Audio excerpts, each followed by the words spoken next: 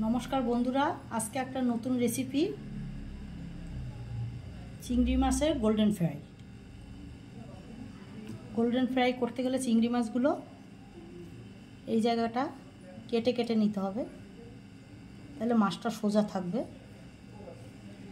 একটু কাট করে নিতে হবে, এভাবে করে সব মাছগুলোই করে নিয়েছি আমি আগে থেকে, আপনারা করে নেবেন। একটু বেশি ডিপ করে করতে হবে, তাহলে মাছটা গুটিয়ে যাবে না ভাজার সময়। লাগবে সামান্য নুন, হাফ পাতিলেবুর রস ম্যারিনেট করে রাখতে হবে,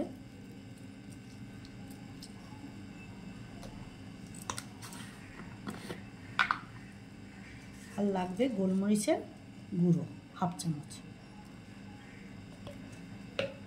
এবার এটা ম্যারিনেট করে রেখে দেবো 10 মিনিট। চিংড়ির গোল্ডেন ফ্রাই করার জন্য ব্যাটার একটা তৈরি করে নেব। ব্যাটারে লাগবে কর্নফ্লাওয়ার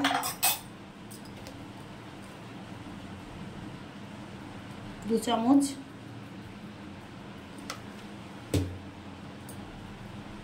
এক চামচ ময়দা,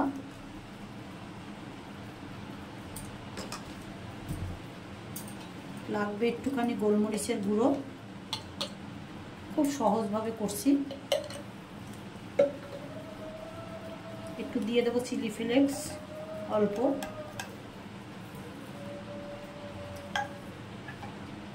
দেবো নুন পরিমাণ মতন,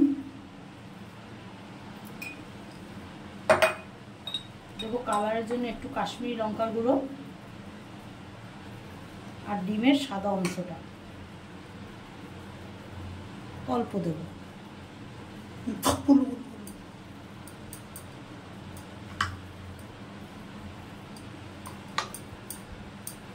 এবারে এটা গুলে নেবো ভালো করে। একটু জল লাগবে, জল দিয়ে একটা ব্যাটার তৈরি করে নিচ্ছি।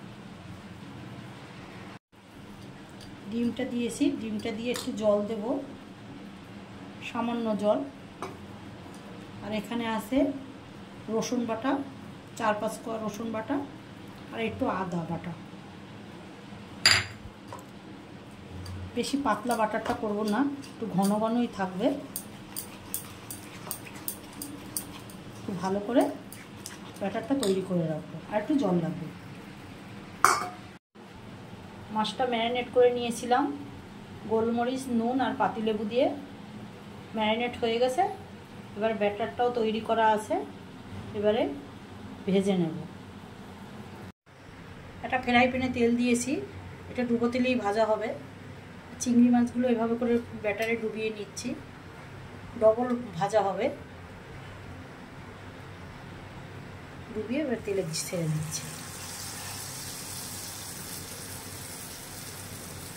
বাচ্চা থেকে বড় সবার ভালো লাগবে এটা, স্ন্যাক্স হিসাবে খুব ভালো।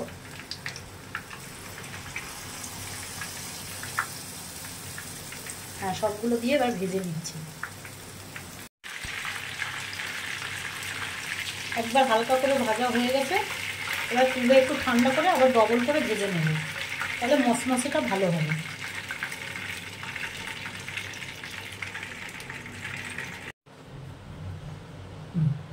একবার ভেজেছি, একবার ভেজে নিয়েছি, আবার ডবল করে ভেজে নিচ্ছি।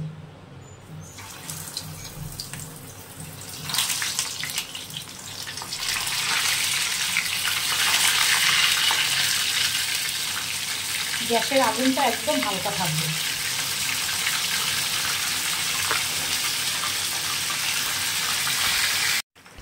ডবল ভাজা করেছি, দেখুন কি সুন্দর হয়েছে। বাচ্চারা তো ভালোবাসবে, বড়রাও ভালোবাসবে। এবার তুলে নেবো তেল থেকে ছেঁকে। খুব সহজভাবে করেছি, আপনারাও বাড়িতে চিংড়ি মাছ থাকলে গোল্ডেন ফ্রাই করে ফেলতে পারবেন, দারুণ লাগে। স্ন্যাক্স হিসাবে ভীষণ ভালো।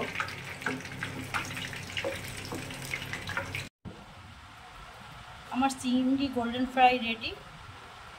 খুব সহজভাবে করেছি, ঘরে চিংড়ি মাছ থাকলে বাচ্চা থেকে বড় সবার ভালো লাগবে। একবার করে দেখুন, ভালো লাগবে আশা করছি। যদি ভালো লাগে লাইক শেয়ার কমেন্ট অবশ্যই করবেন।